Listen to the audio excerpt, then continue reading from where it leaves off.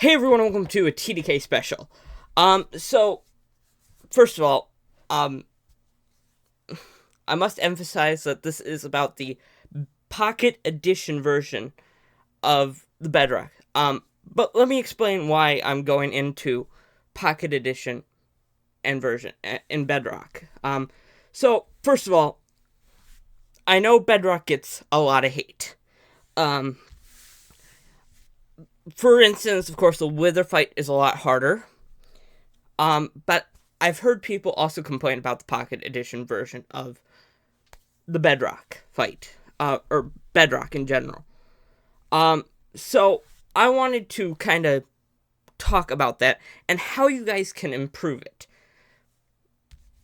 And these are professional YouTubers that are complaining.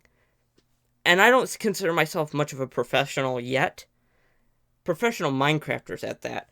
But I am experienced with the Pocket Edition version. So, first of all, let me explain my history with the Pocket Edition. It is the first version of Minecraft I've ever played. It took me forever to get. And of course it is also the cheapest version. Coming in at roughly $8 to $5. Or not 5, $7 to $8. Somewhere in that range. But yeah.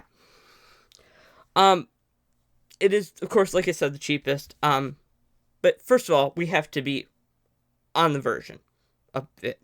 So I'm going to switch over to my phone, which, for your information, it is an iPhone 13 Pro Max. If that gives you any information about this. So yeah, I'm going to switch over there. See you in a minute. So, welcome to the Minecraft Pocket Edition version of Minecraft. So, first of all, this is, like I said, on my phone. This is another account I use to play, not linked to my main account. So first of all, what use is Minecraft Pocket Edition? Well, I consider myself to be in the category of builder. So yeah. But really, to go into that category, you have to look at history of Minecraft as a whole. So one of the people that inspired me to be a YouTuber was Stampy, Mr. Stampy Cat. And when he was filming his lovely world, he used to carry a PS Vita or a Nintendo Switch with him when he was traveling to design stuff for his lovely world and whatnot. So, I feel like as a Minecraft builder, if you are one, it would be worth investing the Pocket Edition so you can design stuff for your worlds. Okay? So that's really one of the more pro sides of things. However, the con really is it's difficulty filming with. Even now, I'm struggling to film it. I'm recording my phone screen separately, whereas normally with a regular YouTube video, I'm having to flip back and forth, or not really flip and forth, but I have my recording software all together, and it's all being connected in one audio track, where this audio is going to be all separate. So, yeah.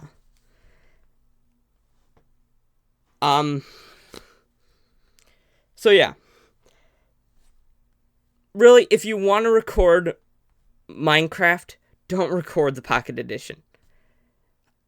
It's really not worth recording the Pocket Edition. Get the Windows version. It's so much nicer and so much simpler to record, especially with a mic. So, first of all, let's actually head into a world and let's explain why people struggle with Minecraft Pocket Edition.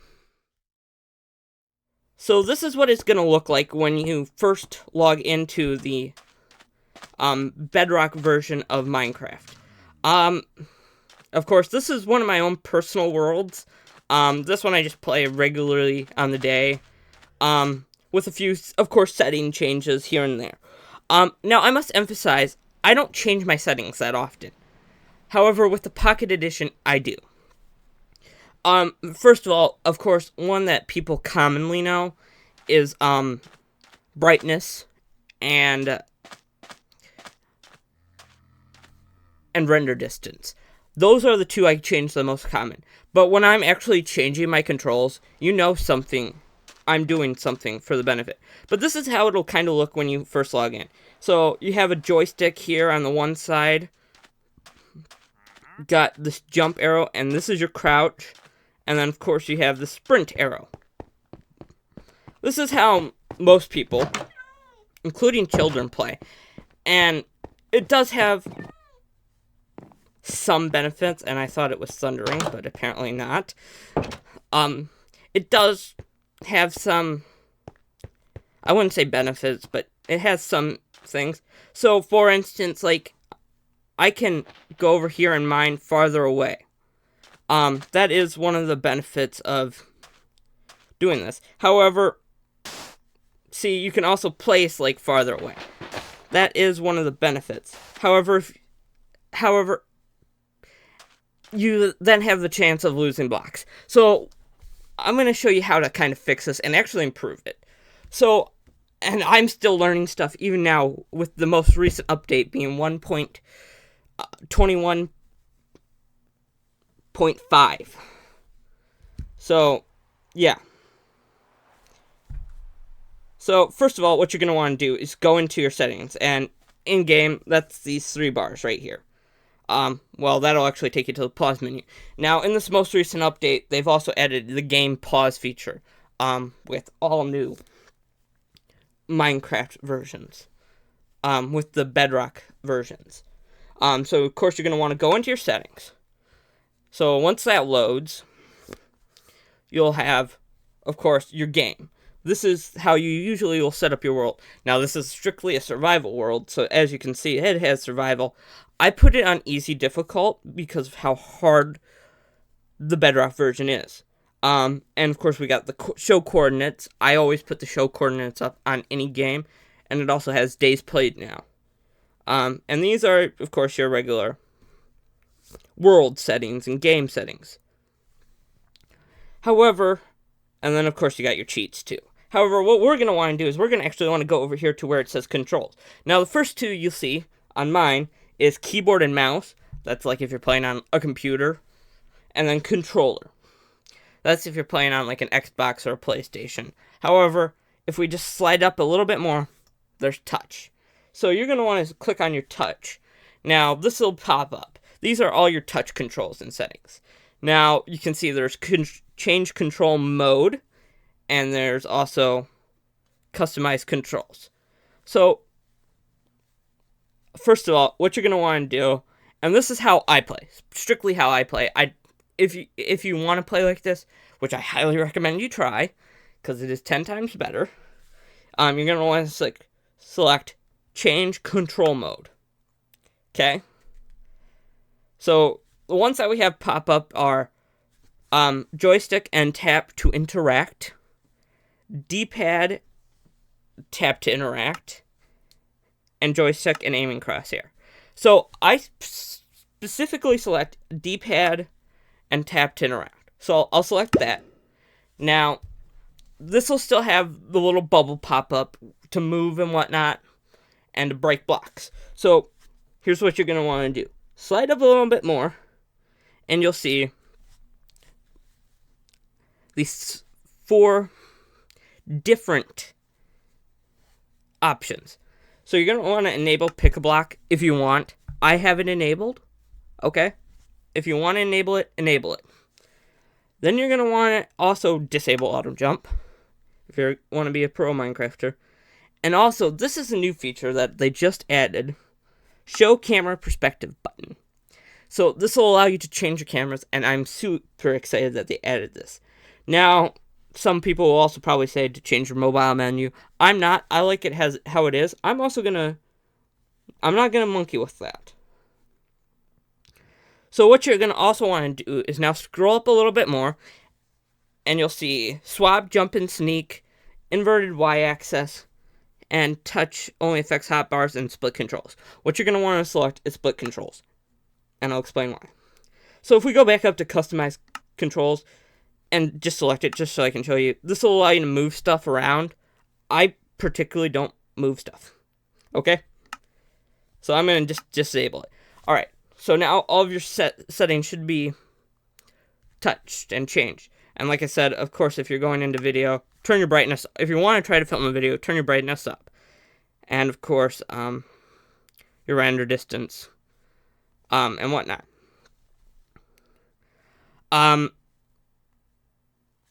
So I'm going to go into that little bit of the new perspective button. Originally, you can only ever change it from in your settings, but now you can't.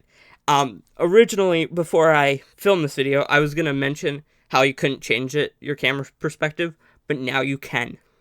So, I can't wait to show you. Okay, once all that is saved, though, you'll exit out of your settings and resume your game. Or you can do it, of course, in the settings. So, first of all, it looks rather different, doesn't it? So, first of all, what do we have? Well, of course, we have the jump button on the right side. And we have the pick block button on this side. Of course, I don't have any sand, but yeah. And then up on the top, of course, we have the show the coordinates. We have the bar that we press to go into our settings. We have the chat button, and we have emotes. However, then we also have this I button, and this is the button that allows you to change your perspective. I think that's rather cool and nifty. Also, in the center of our screen, we also have the crosshair, which, if you don't know, the crosshair is how many people have played. And I found out how to do it a while back, and I added it. And then, of course, we also have, on our left side, we have our arrows to move up, or forward, backwards, left, and right. And then we also have sideways capabilities. And then, of course, in the center, we have our crouch, which I think is a lot more handy. So, of course, you'll also be able to point and break the blocks. Pretty nifty. And you're still looking with your thumb. Now, of course, to hold the phone, it's a lot different. How I usually do it is unfortunately, I usually play with my left hand is my moving finger, or my right hand is the finger I use to move and break blocks and attack. So, as you can see, it is also my selecting finger. My left hand has always been strictly to moving, and I always use my thumbs to play. I don't lay my phone on a table. Always use your thumbs to play, no matter what, in the pocket version. As you can see, you can move a lot better. And then usually I have two of my fingers bracing the back of my phone. On my right hand, I use the two of my fingers bracing the back of my phone, which would be my middle finger and my ring finger on my right hand. And on the edge, I put my pinky and my index pointer finger on the top of my phone and the bottom of my phone separately.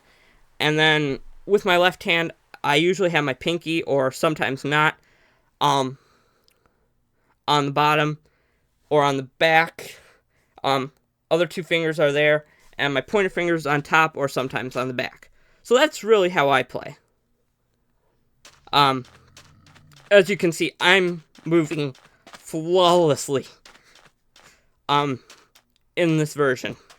I was struggling in the other version. So I do highly recommend you check out and play like this.